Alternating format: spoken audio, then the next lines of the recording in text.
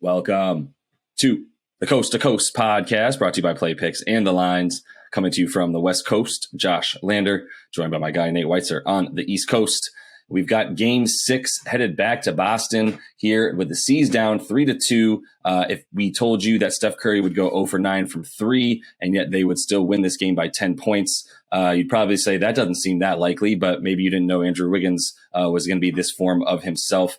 Plenty to take away from that game. I think, a lot of the trends continue in the same fashion in terms of what you expect. Boston turning the ball over a ton, taking contested threes versus, taking good shots at the rim, missing a lot of shots, to be honest with you. So we'll see what it's like on their way back to Boston, but make sure you are liked and subscribed to that page. Continue to follow along with us as we are bringing you each and every game video for this NBA Finals. So at least one more, maybe hopefully two more, and player props videos as well to follow along with all those. Also want you to head to thelines.com. Nate has his great content written there up on thelines.com. Also have plenty of baseball stuff that we are looking at as the baseball season does continue to roll on. And as always, if you do still need a FanDuel or a DraftKings account, head to fdpicks.com or dkpicks.com. Find those listings in your area, such as what we've got for Game 6. Nate, let's get into it. Yeah, the Celtics no longer perfect after a loss. Still favored here in Game 6, -3.5. Because we do always expect this series to go 7, and we expect the refs to be a little bit more favorable in Boston. I think it might surprise people for me to say that I don't think the officiating was biased in any way in Game 5. I see a lot of complaints from people, I guess mainly because I have Boston Twitter on my feed, but I thought that it was just a complete lack of energy and focus from the Celtics from jump, and it was just like Jalen trying to carry them in the first quarter, in the first half, per usual, just like, I got this. And he did not have it tonight. And it was just very, very indecisive, as Van Gundy pointed out. The Celtics offense continued that malaise from the fourth quarter of Game 4 and right into this entire game, basically, accepting, of course, that weird Game 3 anomaly, which is just kind of a microcosm of how this whole series has gone, right? Like, all of a sudden, the third quarter, which the Warriors had owned with a 60.6 net rating, the Celtics outscored them 35-21 in the third before that pool buzzer beater. 134 offensive rating, 77% true shooting. And then right in the fourth quarter, in the very same game, Josh, 83 offensive rating, 47% true shooting. You now look at their last two fourth quarters. They're shooting 30% from the floor. 21 of their 36 shots are threes. They're shooting 28% of those. They have 8 turnovers. The Warriors have 2. And a -39 net rating with a 42% rebounding rate, not even boarding up at that point. People have pointed out fatigue being a factor for Tatum as far as a bailout in some ways for why he can't finish these games.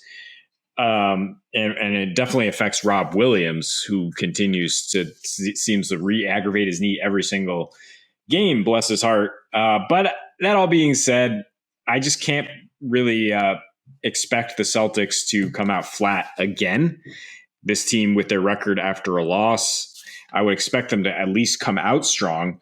And the first quarter line at 1.5, I would take the Celtics there. I would take neither team to lead wire to wire at -135.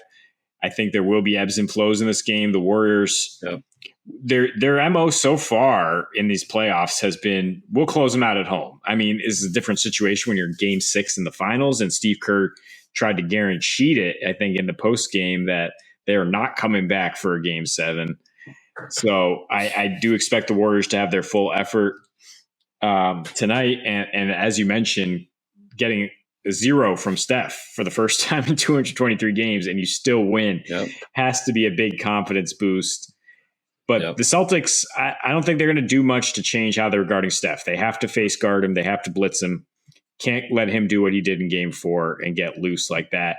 Where they have to be better is just in individual matchups when the ball's rotated to Clay and Wiggins in particular, and shutting off Draymond, who really struggled in Boston to do his thing. So I think they will be able to make those adjustments. I think it will be a defensive game again, where one team at least just comes up with huge droughts that help you go under at 210. I would continue to look at that. Not really sure which team will have the drop, but these are the two best defenses out there. And so far, I mean, you look at each quarter parceled out, and somebody's going to struggle badly for one of those. Yep. That's what you can rely on for sure. I continue to hit the unders. I took a little bit of an alternate under in this last game as I was super confident in a lack of points. So that's that last spread or total rather set at, I believe 211.5 was where it ended and where it really was most of the time ahead of game 5. And I took that at 205.5. Felt good about that. It ended at 198 as we know. The other thing that I'll just start with, just because it's like, whoa, this is great. I'm definitely going to hit this as soon as we're done with this video. 53.5 points is the total for the fourth quarter here. Let me make sure I've got that right.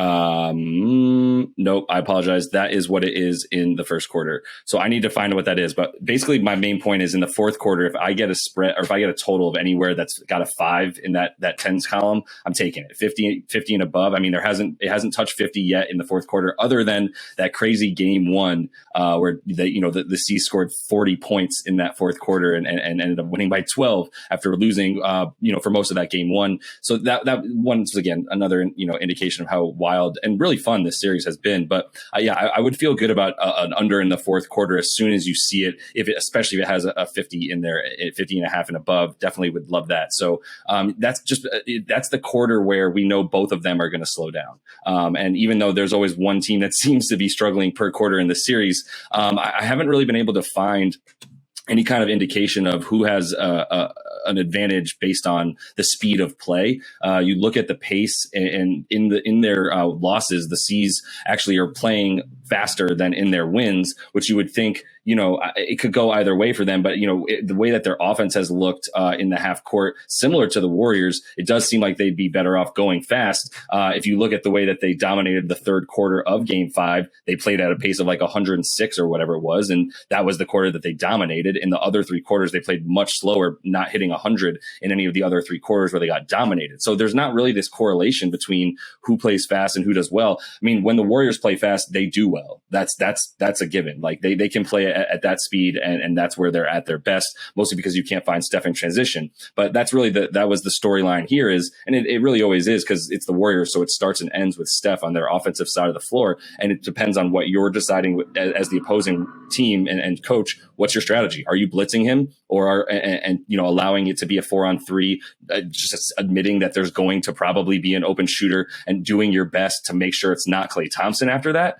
Or are you going to go ahead and let Steph, pull those 35 footers because you can't really get around them that far away from the basket, and hope that they don't go in? So I would prefer not blitzing him if I was trying to win this game. I think that, they'll mix it up, kind of like what you were saying to me before we got on the video, which is they can't just throw one thing. They've got to mix it up a bit. And I do think that the way they did that in game 5 was working.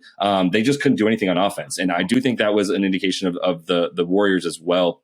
I don't want to just throw that onto the C's and be like, what are you guys doing? But to be fair, like, it does seem at times like the offense is just like your turn, my turn with Jalen and Marcus Smart getting mixed in there. And it continued to work for him. And we'll talk about that more in the player props, because what I'm going to say. He's just getting disrespected. Another 20-point game where his point prop was at 14.5. So we'll continue to look at that. And they actually started to look for him in the post as one of their primary, offensive sets. And I have no problem with that. And I said that before game 5, I'm not here for the Marcus Smart slander, even though obviously at times his I got this mentality late in games drives C's fans crazy. Sometimes he do got this when it comes to being down low against a shorter, smaller defender. And even at this point, Klay doesn't necessarily have the strength to stay with him. So I would say, because of the fact that you're going to be getting a lot more blitzing of Steph and mixed in with, just switching, but still blitzing. I do think you can look at Klay's again. I think that his points are juicy, 20.5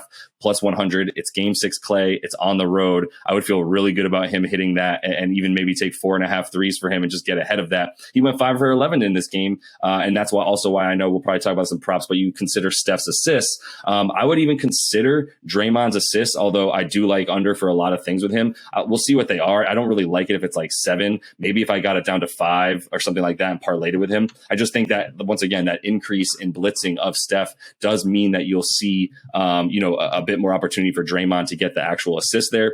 And the last thing I'll say before just tossing it back to you is this is a close series, man. I mean, the C's are at a plus minus of -2. They're barely getting outscored in this series despite being down a game because it's very, very even. And it's really just a matter of who the C's are going to be. And I think, while we did I was a little bit more bullish on the C's coming out in this last game after a loss and continuing that trend. I know you weren't. I think there's no reason to flop on that. I'm going to stick with it and bet green again in this game. Yeah, I think you stick with it in that sense because that's been the Celtics' MO. And I don't know why they just came out with just this complete malaise, but I think the energy that they'll be able to play with, the force, they keep talking about playing with force. And like you're saying, the Warriors did that down the stretch. That's a big reason why the Celtics are so terrible in the fourth quarter. But I think you'll see more of that Rob Williams, pogo stick action that defined the game 3 with this huge rebounding advantage and points in the paint advantage for the Celtics. Feeding off the energy of the crowd, I think we will see a Marcus Smart game, to your point. And I think you'll see a high volume outing from Tatum again, who I mentioned, you can bet on him to average over 24 in this series right now, up to 23 after getting 27, getting right on the nose of that prop, very frustratingly, with only a couple points in the fourth quarter again. But this is, a similar situation the Celtics have been in multiple times. They like to put themselves into a corner, and that's when they play their best basketball. That's what, we saw it even in a microcosm level. Like I'm saying, in that third quarter, that was the new Celtics basketball, right? Multiple drive kicks until they got a wide open 3 and they were canning them. The other 3 quarters, that was the early season Celtics. My turn, your turn, exactly what you're talking about. And it just came back to haunt them because the Warriors were able to get into them. I don't think that's going to continue. I think the Celtics offense will be efficient at home for the first time. And there's a chance they run away with it. I'm not necessarily saying bet that, but if you do like this trend to continue and for the series to extend, Warriors in 7 at plus 145, I would get ahead of that. Then you already have your stake on the game 7 on Sunday. And Steph, I don't necessarily expect him to light it up again, but plus 540 for him to have 6 threes in the win. It's kind of the path to victory for them, even though, yes, they just had 0 threes and beat the Celtics. I think they're in Boston. They're going to need 5 or 6 threes from Steph minimum and need him to play heroic. Also the 30 plus or 35 plus. That's what they would need in order to make this happen. But I do think the Celtics play good enough defense to keep the series alive.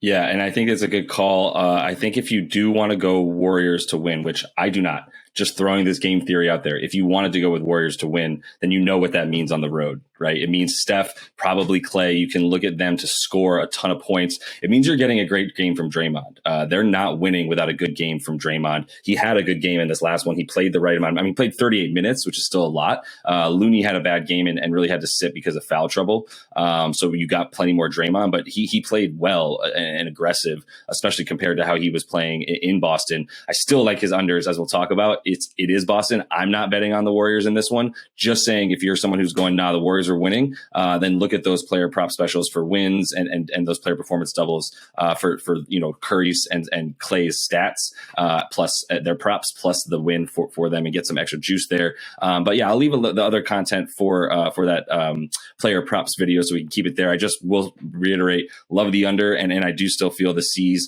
I'm going to go ahead and probably throw a parlay on there, but really, I mean, we're coming down to it. I'm probably just going to start laying some serious units on single bets and not really worry about these parlays as much, so I can just feel a little bit better about that and be a smart better for the rest of the way here to end the season. And that is all the time we have for you guys in this one. Make sure you like and subscribe to that page. As I've mentioned a bunch of times, make sure you check out the player props video that we continue to stay hot with in these NBA finals and playoffs. And until we see you next, happy betting.